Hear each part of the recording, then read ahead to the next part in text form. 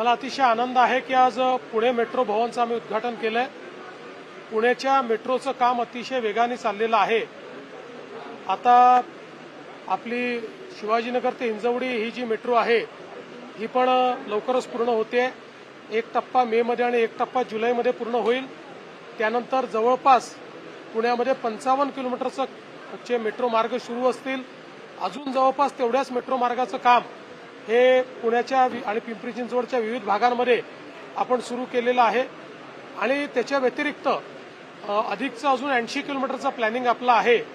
त्यामुळे एकूण 200 किलोमीटरचा मेट्रो मार्ग हे संपूर्ण पुणे पिंपरी चिंचवड आणि पीएमआरडीएच्या क्षेत्रामध्ये करण्याचा आपला मानस आहे।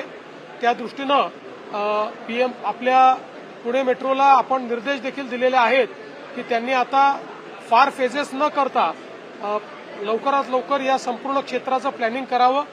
कारण पुणे आपल्याला कल्पना आहे की फास्टेस्ट ग्रोईंग सिटी आहे आणि इथल्या वाहतुकीच्या ज्या काही समस्या आहेत त्याच्यावर या मेट्रोमुळे मोठा तोडगा निघणार आहे।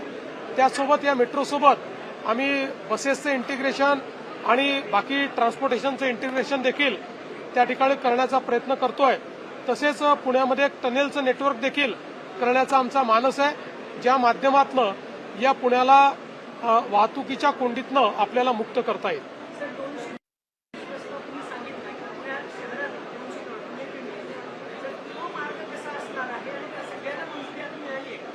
हे वेगवेगळे मार्ग आहेत। याच्यातले 55 किलोमीटरचं काम पूर्ण होत आहे। जवळपास 55 किलोमीटरचं काम सुरू आहे आणि 80 किलोमीटर हे प्लॅनिंगमध्ये आहे।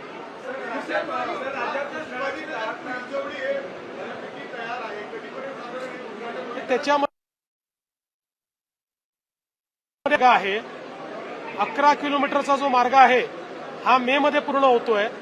उरलेले 12 किलोमीटर हे जुलैमध्ये पूर्ण होत आहे।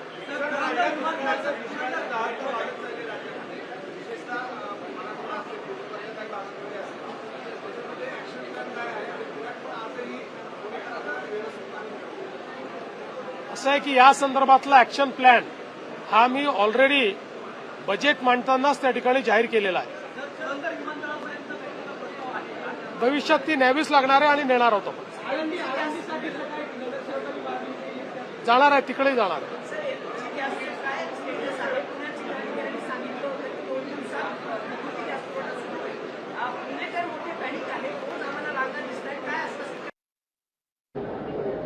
मला असं वाटतं की कोणीही रांगा लावायची आवश्यकता नाही।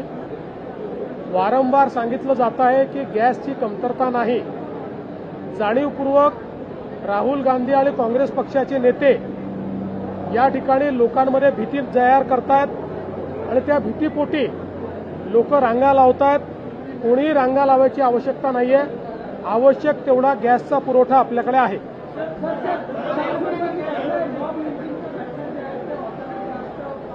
कुठे पॉप लिंचिंग पाहायला मिळालं तुम्हाला? मी माहिती घेऊन बोलेल, माझ्याकडे माहिती नाही। काय बोललो त्याच्यावर सकाळीच?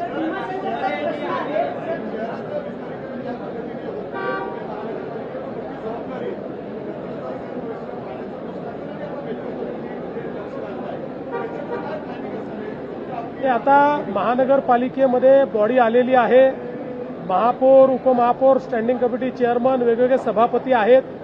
ते या संदर्भातलं उत्तम प्लॅनिंग करतील। त्यांना राज्य सरकारकडनं जी मदत पाहिजे ती सगळी मदत राज्य सरकार करेल।